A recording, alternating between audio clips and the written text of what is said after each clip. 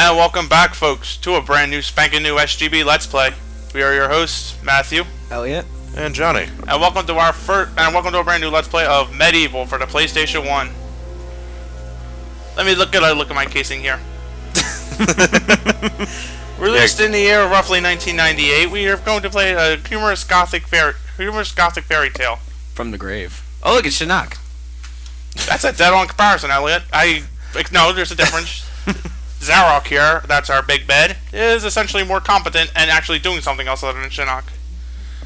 I'll let our narrator carry us in. Medieval was a game that I've heard plenty of, especially when it was just released, but I never really took any interest to actually purchase the game.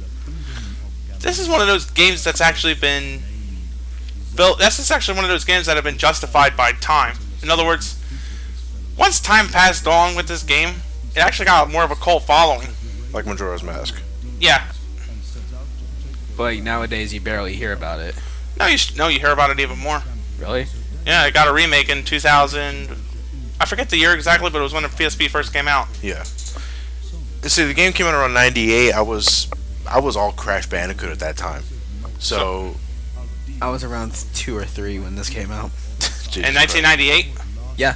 I was born in 95. Oh, damn. Well, the N64 was on the verge of coming out when he was born. Ugh. No N64 for us. Thank you, Elliot. I always wanted to feel so old. So we're obviously talking over this little prologue here. Can you sum up, Matt, what's going on here? There was a big battle between Zarok and Fortesque. Zarok was the black mage of the king who revolted because he was doing inhumane experiments. Okay. So there was a gigantic fucking war that occurred between the king's men led by Daniel Fortesque and Zarok. Fortesque got written down in history as a hero for having slain Zarok, and bringing about an end to the war roughly single-handedly. This is a complete load of fucking bullshit. I'm sorry, Matt. I could have sworn you said Bortsescu. Ooh, he was one of the many descendants of Fortesque from Bort. And there's our obscure Bort reference. We always make at least one. Indeed, we do. But here's the thing: as I said when I said it was full of shit, Fortesque actually died at the first shot. The very first arrow of the battle, Fortesque went down like a bitch. The king embellished his history, and thus it became accepted in fandom. But why would they accentuate his reputation? Like, the king was good buddies with him. Oh, okay. At least that was as far as my understanding went with it. But like, I only asked because when we were doing a test playthrough of this about like 2 months ago, wasn't it? Yeah. And I don't recall them ever saying what his relation was to the king was. Well, we never got that far in, but it's one of those things you have to look in the supplementary textbooks for. Supplementary textbooks? Yeah, you can find books in this game. I'll show them off. They really give off a nice bit of flavor text. I love them. You mean it's a book too? This game? No, it's supplementary material inside the game itself. It's like reading all the damn memos and files you can find in Resident Evil. Yeah. Right, you get more background text. Yes. Zarok with his hot pants struts into the town here known as the Sleeping Village. His hand is clipping through his damn dress. Yeah, this was early PlayStation graphics. What do you want? One thing, though, about this is that this art style is deliberate. What you're not seeing are graphical limitations. They chose to draw it like this. And frankly, I think it's a good idea to prevent age from seeping into your games too quickly. It works. Yeah, because one of the fastest ways you can really ruin a game in terms of the test of time is to try to make it as graphically strong as you can in that generation to let it shit out in the next generation. To me, it all depends on the animation itself. If it's not fluid, it ages tremendously fast. Right. If it's fluid, give it a few more years. This is a bit stiff, but like you were saying, character design-wise, it still looks pretty goofy and nice. It's goofy enough that you really can't take it seriously. Someone tells me they were watching Chalice play when doing this game. Oh yeah, this is like one big homage and spoof of horror tropes in video games. Pretty much transforming everything he walks on. No, he's not really transforming. He's a walking necromancer. Necromancer? Yeah. Sorcerer who commands the dead. Huh. Or manipulates the dead. And who is that fine fellow? That will be our hero, Sir Daniel Fortesque. A guy who is half the man he used to be. Skin, yep, no skin, no heart, no flesh, no jaw. Just and despite that, He's perfectly fluent. So he's just all bones? Oh, yeah. I don't know why I'm getting like X2 flashbacks. Well, it was around this time. And one thing I can really say I liked about the PlayStation 1 era of gaming was at least it was a lot more experimental. Yeah. But that's because, you know, we weren't in a shit economy. Well, that and really, it really depends on what kind of exposure you get in the early PlayStation 1 days. I mean, games that did moderately well in the PlayStation 1 games got at least a sequel in the PS2, but that's where most series just dropped off entirely. Right. Medieval pretty much stopped the PS1, and they got the PSP remake like you were talking about. Yeah. But other than that, was there a sequel to Medieval? There's Medieval 2. There is Medieval 2. What was that released for? That PS1 PS2? PlayStation 1 as well. Unfortunately, Medieval 2 made a few, shall I say, fuck-ups in their logical game plan design, and it really didn't work out too well. And that was Fortesque. But you can never fool the dead. Yeah. Like his eye just inflated. He was the first one to go down. Like a boss. Dan's Crypt. The best place to go if you're looking for a dead Dan. Any dead guy named Dan you want to find? It's in Dan's Crypt. Meet our hero. It has risen again, Sir Daniel Fortesque. What is Daniel French? I'm not sure exactly. Fortesque is a name in is a obscure last name. It's British, I know that much. It's either British or French. Let's start over. It's European. Yeah. Okay. That's why I always say European. I never try to narrow it down to English or French. You know, European, not European.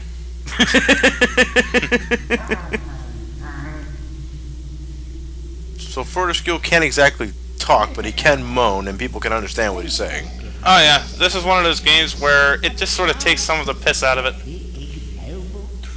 This is basically a game of redemption for old Fortesque. It's like Red Dead Redemption. Love the Terrence and Phillip jaw movements from this guy, by the way. May as well be.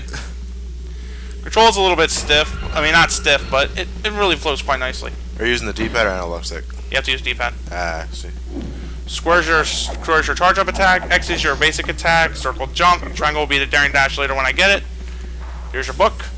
Hit it and read. Or just press X in front of it.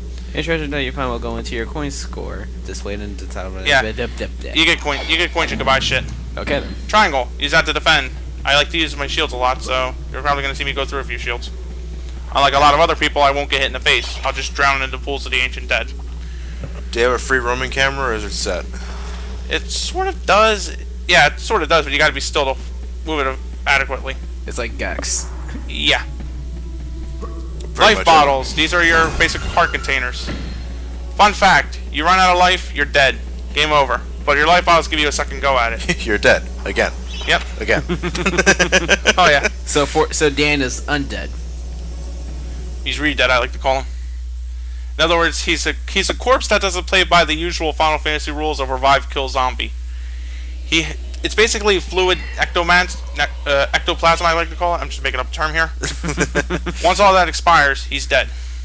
I was gonna say, I thought you were bringing up Red from Zelda, because no, you can't scream and stop people. He actually does kind of moan like one when he's talking. Yeah, except there's no paralysis. And crush him with a blunt object, you get coins. But the coins are so little, they're not worth it. Fortesque has his own plot. Yeah. He's the main character, really. He was the hero from the past, remember? Okay then. Now, I saw you earlier collect something called the rune, was it? They're basically keys. I see. Anytime you get a rune, you're pretty much sure it's going to be behind blocking a door. Combat. Zombies are pretty stupid, and they go down just as easily. They think the motherfucker tripped before even getting to you. Right. They remind me of the zombies from Gex. You are going to make a lot of Gex jokes here, but I might actually, because again I see what John means with the Gex flashbacks, but I don't blame him because I see Who it. developed Medieval? I'm not sure. Sony Entertainment. That's all I can think about. That's gonna bother me now, Elliot. I know your Mac can multitask. Please do us a quick Google search. These here are your healing fountains. One of the mistakes Medieval 2 makes with them is that with these you can step in the portal and you get a healing up. Now when you heal up, basically, but they have a limit. Yes. If you keep getting your ass kicked in a level and that thing dries up, it ain't coming back until you clear the level and beat it. Medieval 2 kind of fucks it up by saying once those things are gone, they're gone for good. Meaning eventually you can end yourself up in a dead game. And notice that you kill the zombie, but the corpse is still on the floor. It's very un-PlayStation 1-like. That usually doesn't happen in this game. Will they reanimate? No. Okay. I actually noticed that chalice right there with the percentage. What exactly is that? The chalice is basically... Chalices are basically special MacGuffins you get that... If you manage to fill it up, you get a special trip to the Hall of Heroes. The Hall of Heroes is basically how you're getting new items and gadgets. It's perfectly possible to do a no chalice run. I never fucking did it because I think that's stupid. But here's what basically your levels are going to consist of going to all the worlds, filling up your chalices, and somehow saving the world in the process. So it's like getting a good ending then? Yeah. I am so grateful you didn't choose to say happy ending. Oops. Boy, I really hope I'm not this bad. If you can describe Medieval in terms of genre. Comedy, but basic action adventure kind of thing. Okay. Medieval isn't what I would call a long game, but by no means is it really short. It's basically a fine length for a game. It doesn't overstay its welcome. It's about medium, you would say? Give or say, yeah. How long would a typical playthrough take for you? For me, it's usually 5 hours. But then again, that's not counting fuck-ups. Just pretty much giving the audience a generalization how long this LP will take us. I wouldn't say any longer than Shattered Memories. No, it shouldn't. But then again, there's also the fear I have of fucking up the pools of the ancient dead. Well, that's just the LP curse. Fuck. Nothing remains hidden under the guise of an angel. Whack. How many things are in this place? What things? The hands. I'm talking about the hands thing. They're damn near everywhere in the graveyard. But the thing is, though, like I said, you can smash them with a blunt object and get coins for it.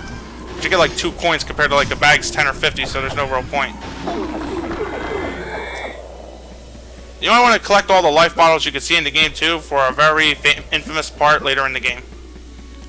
As in, near the end of the game. Of course. That you can't react to anything while you're in the middle of combat? In the middle? No, you can. It's just I choose not to. The blue gargoyles sell you shit. That's all there is to it with the gold. Right now it's just ammunition, but later on you'll get special services from them too. Like more weapons? Well, no, you get weapons from the Hall of Heroes. They pretty much somehow start selling all the ammo you need for it. Right now it's cheap because all I'm really worrying about are daggers. But later in the game you come up across shit like broadswords that can be enchanted, shields that can be enchanted, and then they pretty much commit highway robbery, or the equivalent of it in the medieval times. Which will pretty much mean that your funds are going to keep dipping. Fortunately, however, there's more funds than items you ever really need to get, so it's really give or take. Is there any relevance to the red souls emerging out of the zombies when you kill them? Sorry? The red souls that emerge out of all these zombies that you kill. Is it just like their spirits passing on, or? They're chalice fodder. I told you. Okay, yeah, you're right, you're right. The demon from the mausoleum. AE boss. Lots of purest evil. Forgotten nobodies would be wise to make themselves. Forgotten enemies from Kingdom Hearts, okay. Yeah. By the way, these little things here, every time you see a green spasm like this, level ending. So make sure you have the chalice before you jet. Yeah. Right now, the chalices are easy to find, but later on they get a little more tricky. But nothing too bad. As expected, though. Yeah, but it's not too bad. Okay, since I'm below the router, I can't really. Yeah, I was gonna say the internet speed down here is rather shit, so. So yeah, I'll do that. We're just gonna assume ninjas. I even forgot what the question was. Is Gex 2 the Team Ninja? Team Ninja. Is the Medieval developers the same as Gex 2? I don't think so, but yeah, I was curious. He gives you the rundown. Now, of course, the Hall of Heroes is going to be balanced, because apparently only certain of them will talk to you. And it's not a case of, I'm going to skip them all and get one chalice in a later level and get that item. You got to keep getting chalices to get more and more support. Okay. So who exactly are these statues? Heroes of past, heroes of yore. We'll probably learn more about them at the Sleeping Village. They certainly know about you. Yeah, but yeah. Most of them served with some of them served with Fortesque in life. Yeah. Huh. He's the killer of Cardok. Even though Fortescue's reputation was heavily exaggerated, he is still respected. No. Kenny Tim only respects Fortescue because in life Kenny Tim was a kiss ass. Yeah. One particular hero really gives Fortesque shit, and we get our really good range. We get a solid first ranged weapon, the crossbow. Basically, kind of like a pistol with that can reload really quickly. You can use it to ricochet off walls, and good fucking luck if your aim is that good with it. Have you tried it? Yes, and I never fucking been lucky enough to do that.